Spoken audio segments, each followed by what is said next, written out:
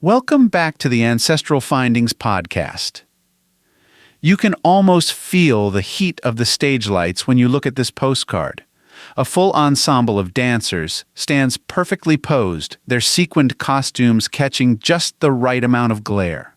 The floor under them is glossy, probably polished every night, and behind them a backdrop with heavy drapes, oversized floral vases, and shadows that give it all a theatrical feel.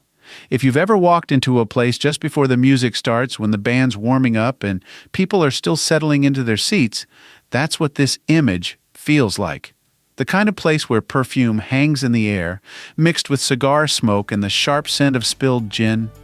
This isn't just any old restaurant. It's the Famous Hollywood Cabaret, once located right on Broadway at 48th Street in New York City.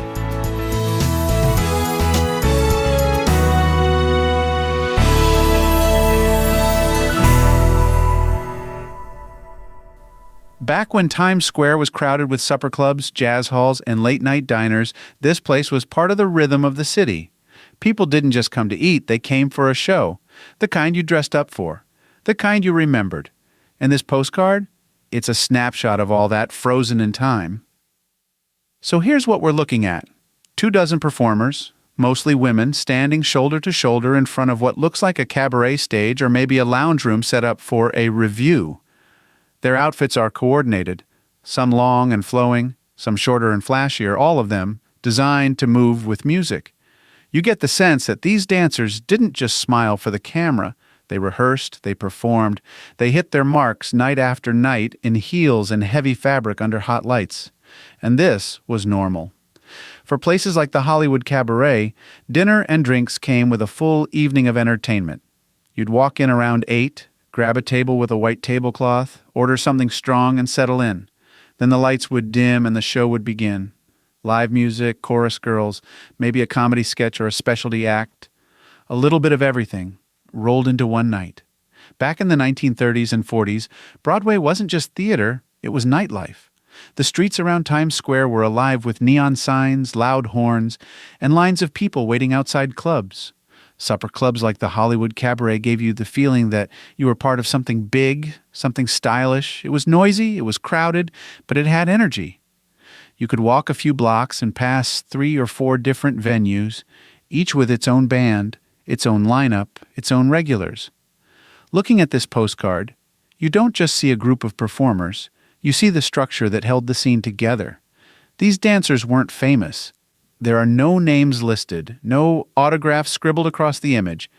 But they were professionals. They were the kind of performers who made sure every night felt fresh, even if the routine was the same. They gave the audience something to clap for, and that mattered. Of course, like a lot of things from that era, the Hollywood Cabaret eventually faded. By the late 1950s, things started to shift. Television brought entertainment into people's homes, tastes changed, rents rose, and these clubs, once packed every night, began to disappear. Some were replaced with office buildings, some turned into parking garages, and some just quietly shut their doors. Stand on that corner today, Broadway and 48th, and you won't find much trace of the Hollywood Cabaret. The stage is gone. The lights are gone.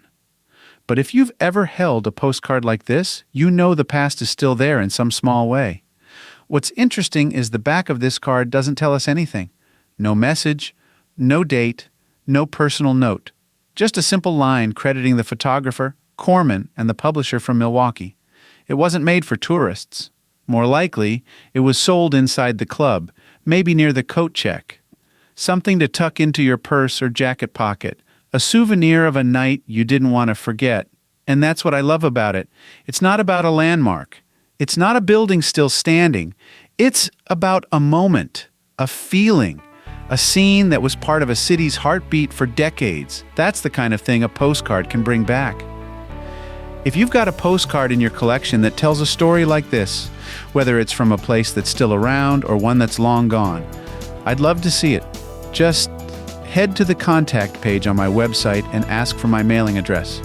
I'd be happy to take a look and maybe even talk about it here sometime. Thanks for joining me for another Stop in Time. Until next time.